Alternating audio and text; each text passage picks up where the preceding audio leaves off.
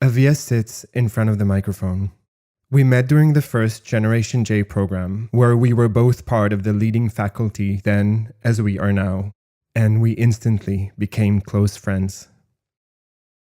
I've mentioned before that I'm recording these short interviews about disappearance in a Yiddish program, a tiny niche within a niche in a world where for many, Yiddish itself has disappeared. For most people, if they've even heard of Yiddish, it's a language and culture that belongs to the past, something dead, forgotten, or mistaken for modern Hebrew or a dialect of German. But there are also people for whom Yiddish never ceased to exist. For those who grew up speaking it, whether in Hasidic or Haredi communities, or in secular circles where the language was passed down, Yiddish has remained a living, breathing presence. For these communities and individuals, Yiddish isn't something that needs to be resurrected or revived. A link between today and 1,000 years of Jewish history and its multicultural connections still lingers on, and in recent years, it has sparked new curiosity, drawing in both Jews and non-Jews alike.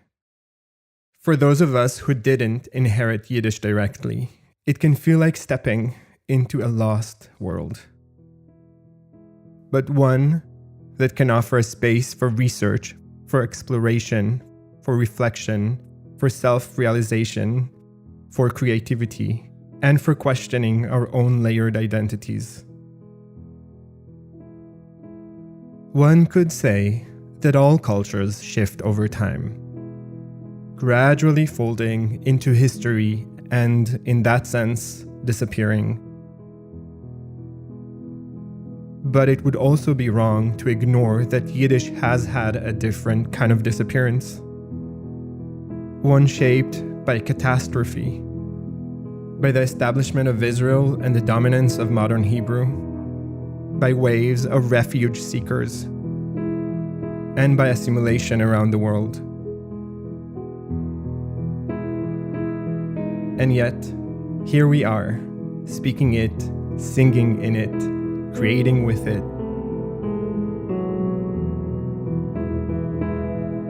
And here I am, stepping aside from a Yiddish program to record interviews and ask, when have you felt fully seen and heard? And when have you fully disappeared?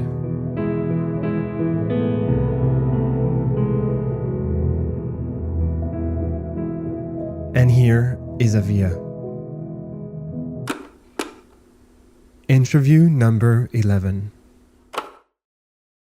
I would never invite somebody into that space of disappearance.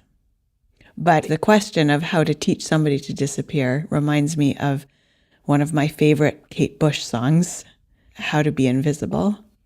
I found a book on how to be invisible and all of the ways that we can metaphorically shut ourselves away. I think it's a really dangerous space. I would never want to send somebody there or invite them to go into that space. I Think I Saw You is a podcast dedicated to exploring our human disappearance. Every episode features an interview with a different person. In this season, I recorded the participants and faculty members of the program Generation J, each of whom reflected on their own thoughts and experiences of disappearance.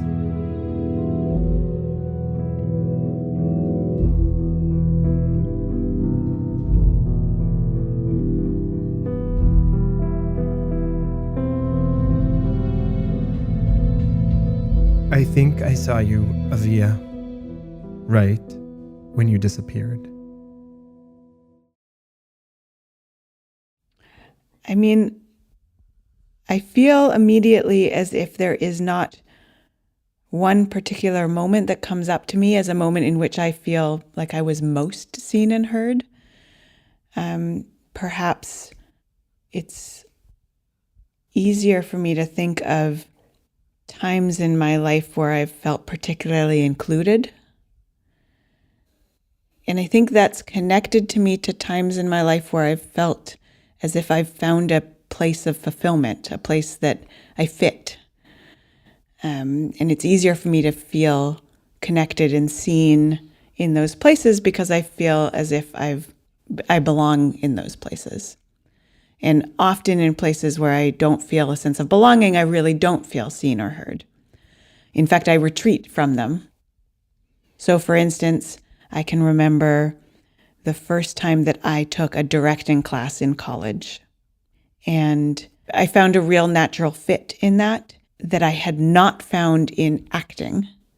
And so the transition, that like finding of a space that felt more natural was a moment where I did feel seen. But reflecting on that, actually, I think maybe I saw myself, which is now I want to rethink all of the other spaces. Is it actually, do I feel most seen when I am able to see myself more clearly? Maybe that is actually the validation that we're looking for. Maybe we seek external validation when we're having trouble seeing ourselves clearly. I just talked myself into an answer because now I can, if looking at it through that lens, I feel seen as a Yiddish dance leader, but it is also a space in which I feel comfortable and feel fulfilled and satisfied and have a good sense of my place.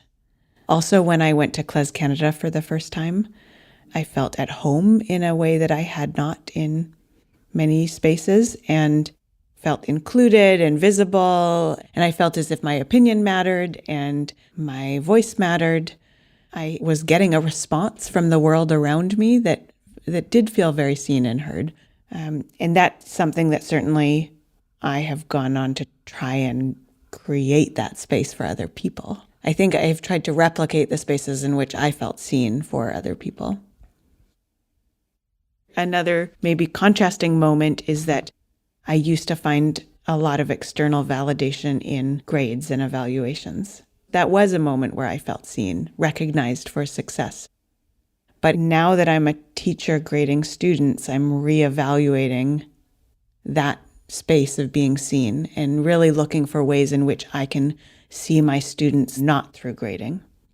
And so I think that I feel most seen when I see myself clearly.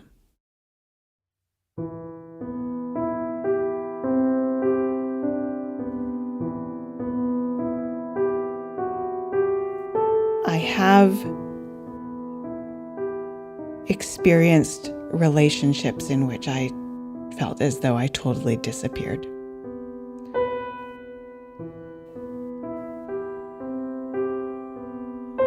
I'm not sure that I feel comfortable sharing more details about that, but I certainly have felt that and struggled to recover from it. And felt that in different ways, but really that was a kind of disappearing that it really took me time to bounce back from. I mean, I didn't bounce back. It was a kind of disappearing in which I had to really find ways to reappear. Like I had to find ways to come back into visibility. And I think that there are other moments, I find myself maybe in a social situation where I don't feel as comfortable. I've never been super comfortable in parties without a role. I'm comfortable if I have a role or a part to play, but not if I am uncomfortable. But that's sort of a momentary disappearance, right? I blend into the background for a few minutes or a couple of hours, but then I go home, I'm in my own space, and I reappear. Whereas sort of a longer wearing down, like a slow disappearance, felt much harder to return from. It wasn't as though I necessarily disappeared for other people, but as though I no longer knew who I was. Like a loss of sense of self. I'm sensing my own theme here. Yeah, because, I felt about being seen that it's when we're able to see ourselves, maybe, and that I really think that the times I have felt most invisible were when I lost a sense of who I was for myself in relationship to other people. I think maybe something to add is that over the last years, particularly from theater school, but also just about the way of being in the world, that I do think a lot about presence and how we can learn how to be more present, both in the moment, but also like how do you find that energy of presence on stage? You know, this like state where there's like almost an aura around you, not a esoteric aura, but like a heightened sense of place and time, and the audience senses that. So that is something I've thought a lot about. Is that something you can learn?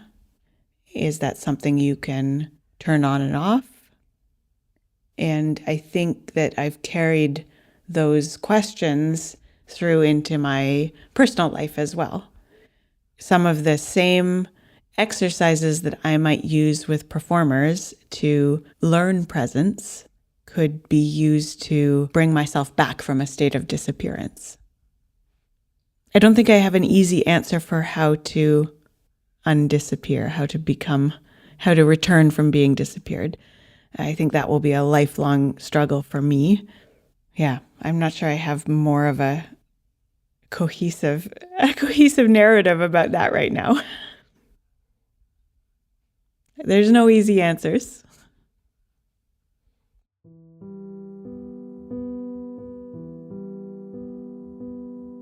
My name is Avia Moore, and I was born and raised in the country that we usually call Canada.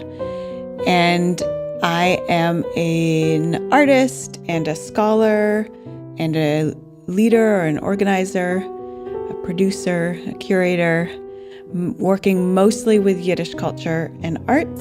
I am the artistic director of CLES Canada and a Yiddish dance leader and a teacher and a PhD candidate. I wear many hats.